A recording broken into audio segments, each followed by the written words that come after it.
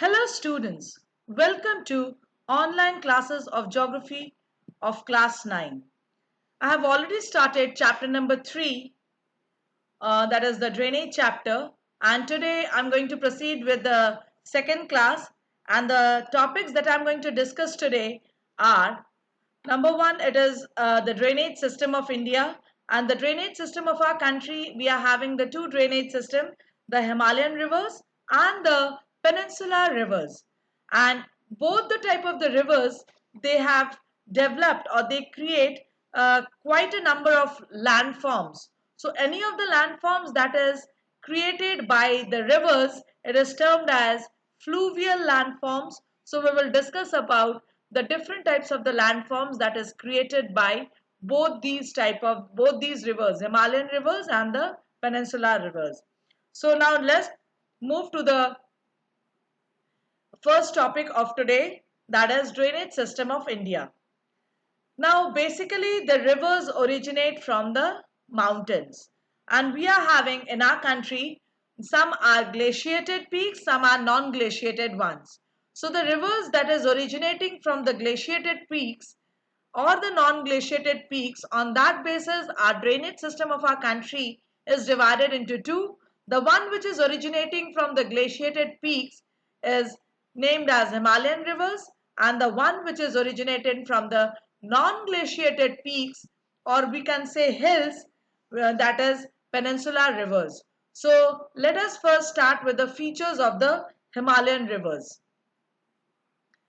Now the Himalayan rivers, as I said, it is originating from the glaciers. So when any river that originated from glaciers or that is snow-capped mountains, they are perennial in nature. These are perennial in nature, and as they receive water and that is rain water from the glacier, and throughout the year they receives the water from the rainfall, so that's why they are termed as perennial. Now next, the catchment area of these rivers or this drainage system is large. Now what is this catchment area? Now from where the river is originating, or from where the river are getting their water for their entire stretch, that origin is termed as catchment area. Now Himalayan rivers catchment area is large. Why? Because they are getting a glaciated region. So it is large, and as their catchment area is large, what is the resultant? They are having huge volume of the water. There are many tributaries that joins the mainstream. So as a result, they make large drainage basin. That is why the Himalayan rivers are having large drainage basin. Now the next, because they are having the large drainage basin, so the entire course of a river is long. Now you all know that there are three courses of a river. From where the river originate, that is upper course, when it enters the that is the lower gentle gradient, that is the middle course, and when it enters just gradually covering the plain and it enters the low lying areas before it discharging, that is the lower course of a river. So Himalayan rivers are having a long course of a river. Next, they flow through rugged mountains. Obviously Himalayan is a rugged mountain, and experience headward erosion making gorges. Now headward erosion means at the upper part, that is the upper course of a river in the Himalayan tract, the erosion is quite prominent. What is the reason behind it? Number one, they are having steep gradient. Number two, over there the water is comparatively more because they are getting it from the melting of the glacier, and due to steep gradient the velocity of that water or that river is high, and as a result they just do erosional activity, or there the intensive erosional activity is very much prominent. So when they are just deepening out that area and then they are moving to the lower reaches or the lower gradient or the gentle slopy area, so they just deepen out that part, and make simply a English alphabet I-like structure. So the structure that is made is termed as gorge. It is named as gorge, or it is also termed as I-shaped valleys. Now next, when it enters the plains, the meandering and the shifting of course is prominent. Now meandering means when a river is just moving like serpentine in nature, or just moving like S-like structure, moving in a S-like pattern or a wavy-like pattern, that is termed as meandering. And shifting of course, a river shifts its course due to excessive sedimentation. It is having its normal track of flow, but due to excessive sedimentation, river is unable to erode that part. So as a result, it just move out where the deposition is less. So what is it? It shifts its path, it shifts its course, and this is very much prominent for the Himalayan rivers. And why it is so? Because Himalayan rivers are the outcome of that is Himalayan, not rivers, the Himalayan mountain is the resultant of the sedimentary tract, and rivers are continuously eroding the sedimentary tract and depositing the silt on its way. So due to excessive silt deposition, Himalayan river very frequently shift their courses. Next is they are young and youthful. Why they are young? Because Himalayan mountains are young, and after the mountains have been formed, then the origin of the rivers are there, so they are young and youthful. Why they are youthful? Because continuously they are deepening the valleys and they are moving towards the lower areas with full of deposition. So they are continuous in action of erosion and deposition. So the one which is continuous with the erosional and depositional activity, they are young in nature, or they are considered as youthful. Now next, the drainage type is antecedent and consequent, leading to dendritic pattern in plains. Now I'm just proceeding with the next slide to explain this feature of Himalayan rivers. Before going to that, we all know that the important Himalayan rivers, we know the names: the river Ganga, the river Yamuna, the river Brahmaputra, the Indus, Satluj, and there are so many. So these are some of the major names of the Himalayan rivers. Now this part is left out. I'm pointing it out. The drainage type is antecedent. Now the antecedent word has been derived from the word ancestor, and due to its ancestor, afterwards it is following its pattern to flow in a dendritic pattern. Consequent means following it to flow in a dendritic pattern. I'm just explaining it with the help of a map. Now you just see this map. You can see all these are Himalayan rivers. This is Indus, here it is Ganga, and here you can see Brahmaputra. And there are many tributaries of these rivers.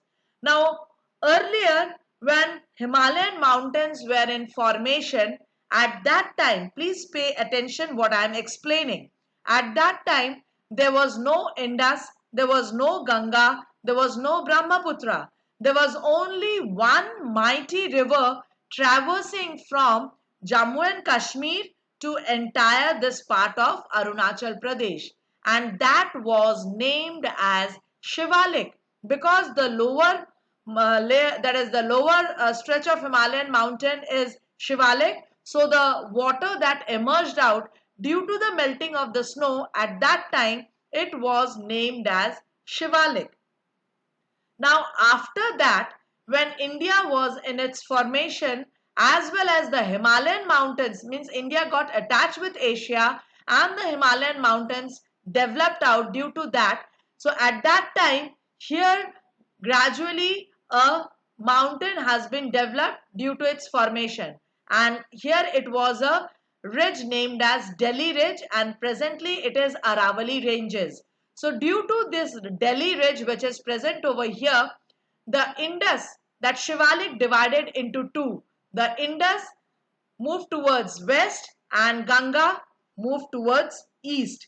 And here we are having a gap. Earlier I said the Meghalayan plateau was a part of our Deccan Plateau, Peninsular Plateau, but it was demarcated or it was departed. So here we are having Bangladesh. Earlier it was named as Malda Fault. This is a faulted region, a low-lying area. So due to this low-lying area, the river Brahmaputra also originated, and from here it's originated.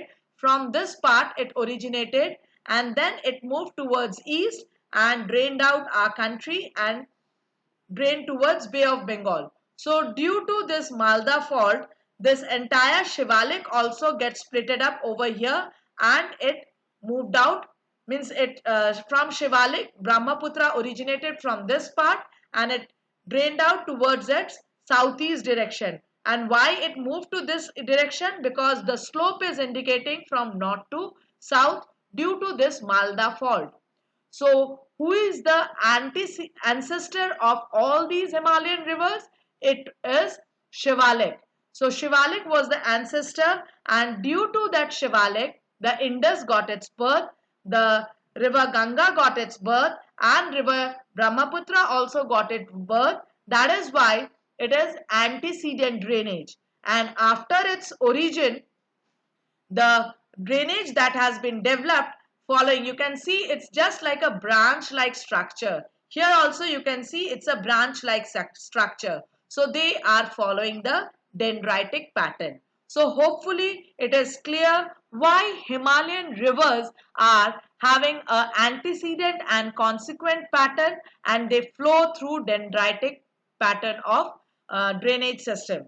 So this is related to the features of Himalayan rivers. Now I am proceeding with the features of peninsular rivers. Now, the peninsular rivers is originated from peninsular plateau and central highland.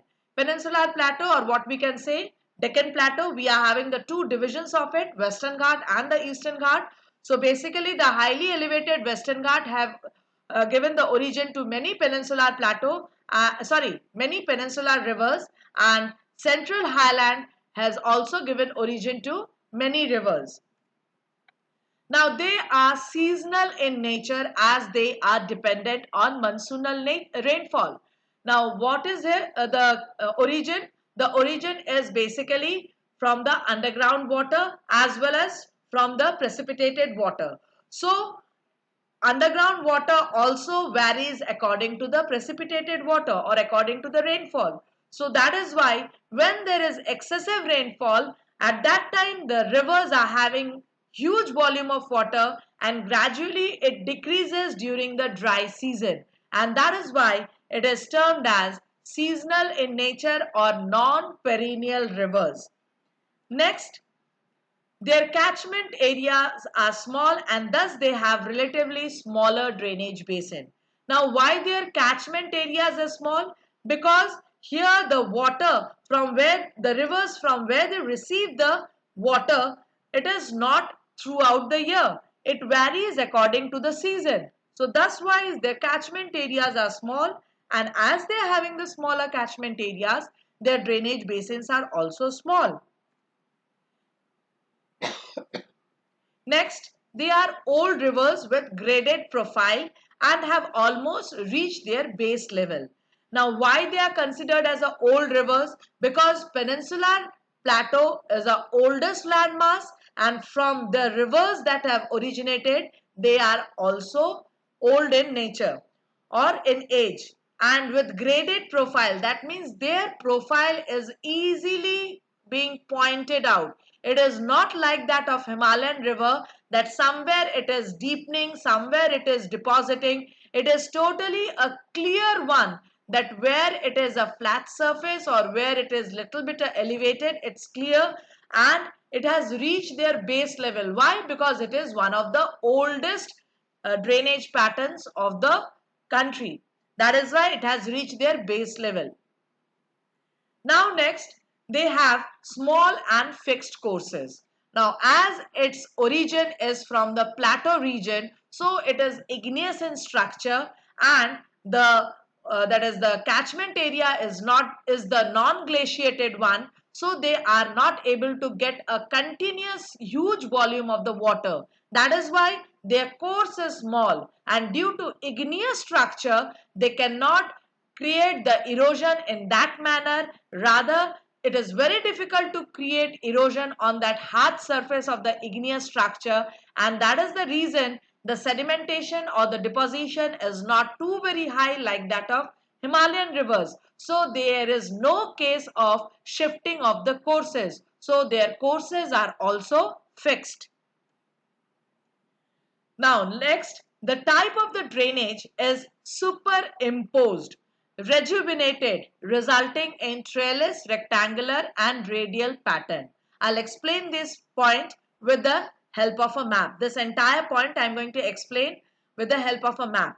Now just let me proceed with the major peninsular rivers: Narmada, Tapi, Krishna, Kaveri, Godavari, Mahanadi. That is, there are many more rivers. These are some of the major rivers. Now let me explain this point, that is, drainage is superimposed, rejuvenated, resulting in trellis, rectangular and radial pattern. Hopefully you know the meaning of the word superimpose.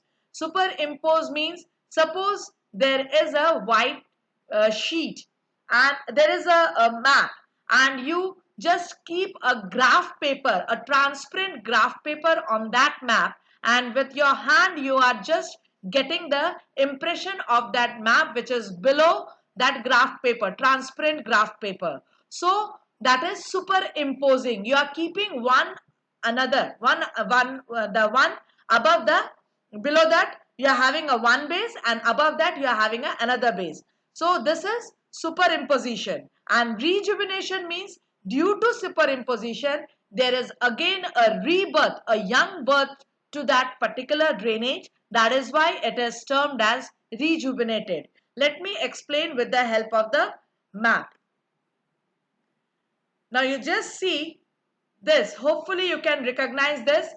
This was splitting of India from Africa, and gradually it is approaching towards the Asian continent, and when it got attached with Asia.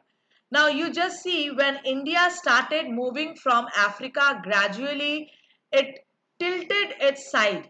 Now this part, this western part of our present country got submerged under this water body. Please pay attention. This western part of our India got submerged in this water body. But gradually when it got attached with Asia continent, it again emerged it out, but it tilted towards southeast. It tilted towards southeast. This part got elevated, and this part is comparatively is lower height or lower elevated. So there, that is, the slope indicates from southwest to southeast. So when it got submerged and when again it got emerged out, due to this submergence, the entire drainage pattern got changed. Earlier, the river that originated from here, it was Narmada and Tapi, and they drained out towards this part, that is Arabian Sea. But when it got emerged out and got little bit elevated, the rest of the important peninsular rivers, the important peninsular rivers, they originated from Western Ghat. River Godavari, River Krishna, River Kaveri, River Periyar, Tungabhadra. There are many more rivers. They originated from here and they drained out towards this part. So this is when it got submerged, and when again it got emerged out, this is termed as superimposition. And when it gave birth to the rivers originating from the Western Ghat, it is termed as rejuvenation of peninsular rivers. So this is basically one of the most important feature of peninsular river, that is, they were superimposed and rejuvenated, and that is why the drainage pattern that they are following or through which they flows, it is trellis, rectangular and radial pattern. Now just see the rivers. River Narmada and Tapi, they have originated from the central highland and they are draining towards this Arabian Sea. river Godavari, river Krishna, Kaveri is there, which is draining out towards this. Even this Mahanadi, which is originated from this part, it's also draining out towards Bay of Bengal. So this is related to the features and the way they have emerged out, that is about peninsular rivers. Now let me proceed with the fluvial landforms. Now the first is the landform that is made by the Himalayan rivers. I have already explained the first feature is gorge. When any river is originating from a glaciated peak, their velocity is high, their gradient is steep, and as a result they just deepen out that surface, making a eye-shaped valley. And due to its intensive erosion, they make this eye-shaped valley, and we can see the best example in our country. Dihang Gorge is there in Arunachal Pradesh, and this gorge is being made by river Brahmaputra when it enters our country from the Tibetan, or that is coming from the Tibetan part. Now the next feature is V-shaped valley. Gradually, when the gradient of that mountain is gently lowering down, at that stage the widening of the I-shaped valley begins, and as a result they give a shape like V, and their erosional part becomes much more wider, and at a very lesser amount they started doing the work of deposition also.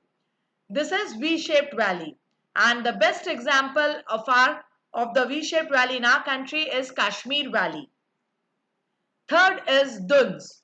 Now this is where basically the rivers have reached in the lower course of, or what we can say, it has already reached in the that is the first stage of that middle course of a river, and where they have started depositing a huge amount of that is the sediments or the eroded matter, and this V structure widens up and give a flat based surface, that is U-shaped valley, and the best example in our country is Dehradun.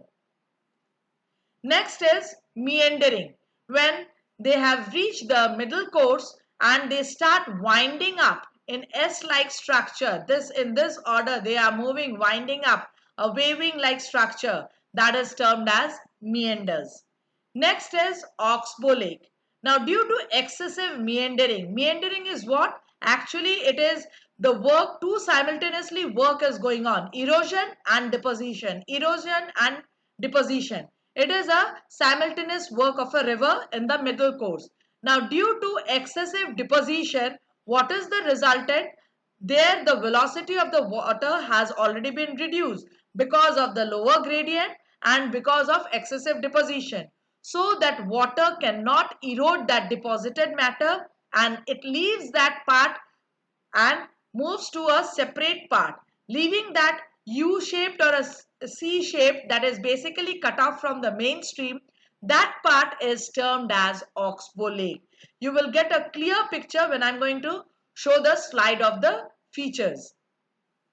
Next it is floodplains. Now near the river banks, due to excessive flood, what is the resultant? The floods carry sediments, and the river banks gives a terrace-like structure due to excessive sedimentation. So this extensive terrace-like structure that is done by the flooded water, that structure is termed as floodplains.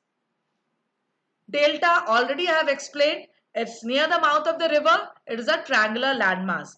Now let me just proceed. Another one that is left out is the riverine island. It is the island that is made by the rivers. Just let me show you the three valleys.